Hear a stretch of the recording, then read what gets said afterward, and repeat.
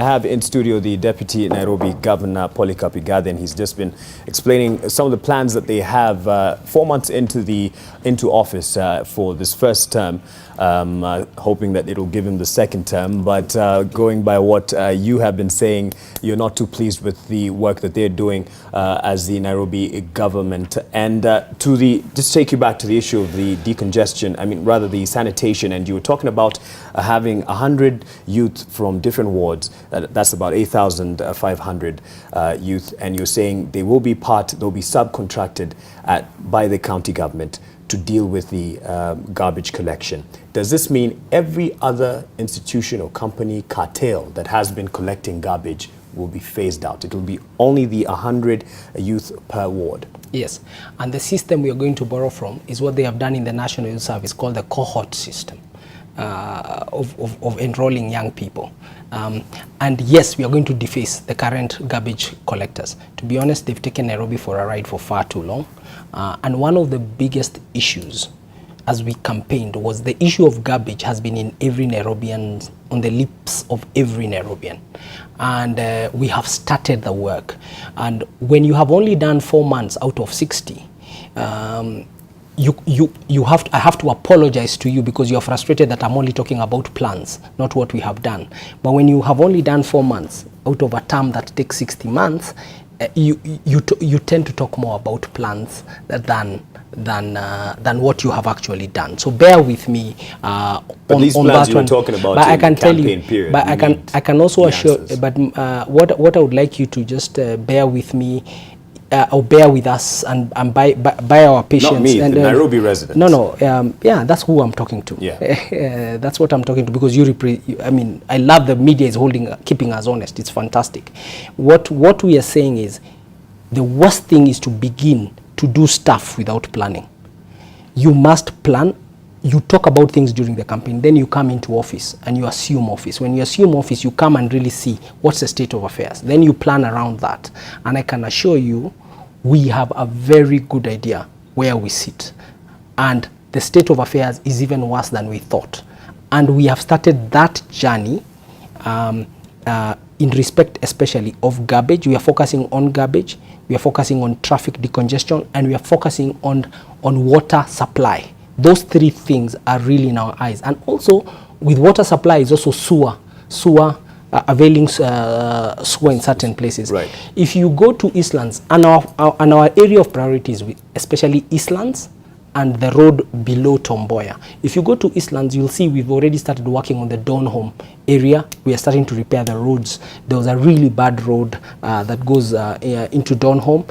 Together with Kura, there was work that was being done on the outer ring road. That's going on with big markets.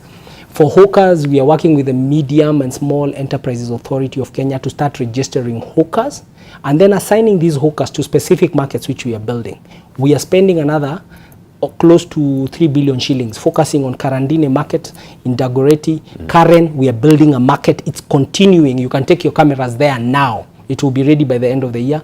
Karandine market, we are removing, there's Mama Oliechi's, where there's a famous Mama Oliechi's beautiful restaurant. We are asking them to leave that area and accommodating them within where our impound area is. Then we start building that market. Moriro market. This is budgets for this year. Most of them. But in 12 months, we shall have these markets and we'll start to locate hawkers there.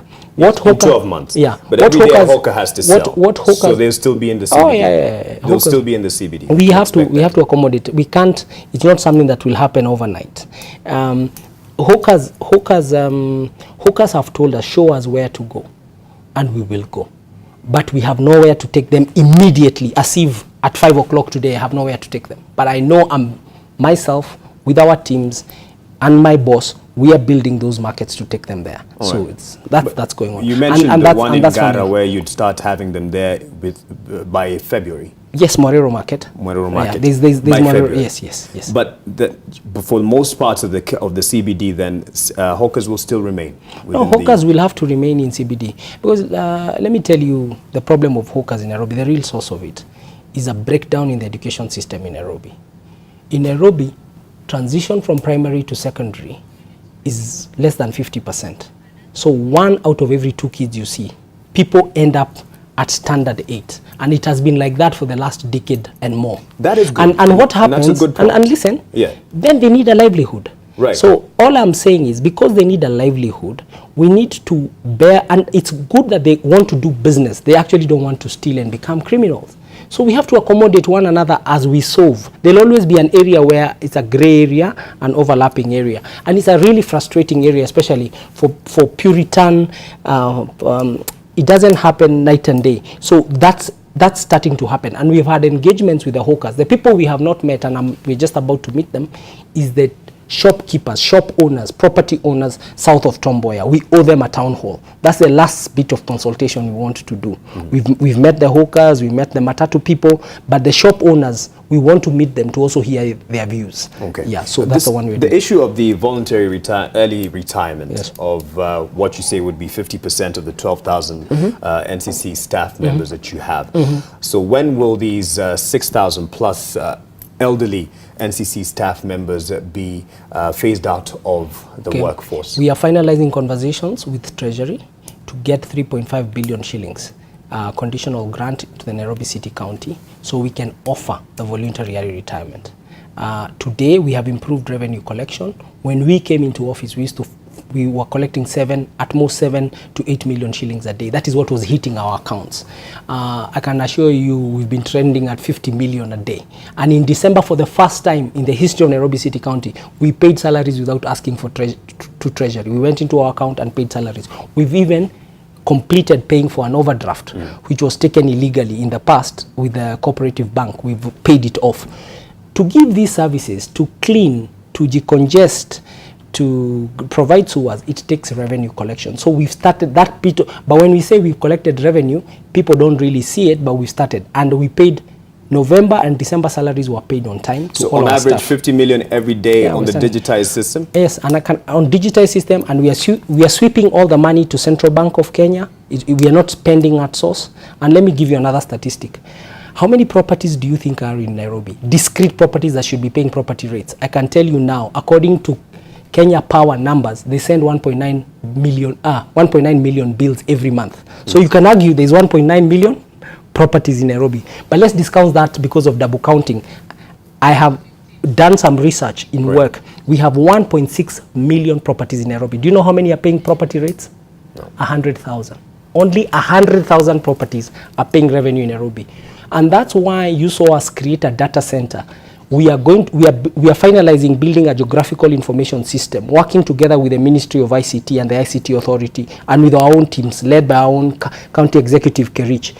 And we want by July to increase, before we even talk about increasing in terms of valuation, we want to bring a lot more. Minimum by end of this year, we should have 500,000 new property rate payers in Nairobi. Right. 500,000, and then we'll have the cash to then even accelerate and respond to the wonderful demands and valid demands of Nairobians. Right. But very few of us pay taxes.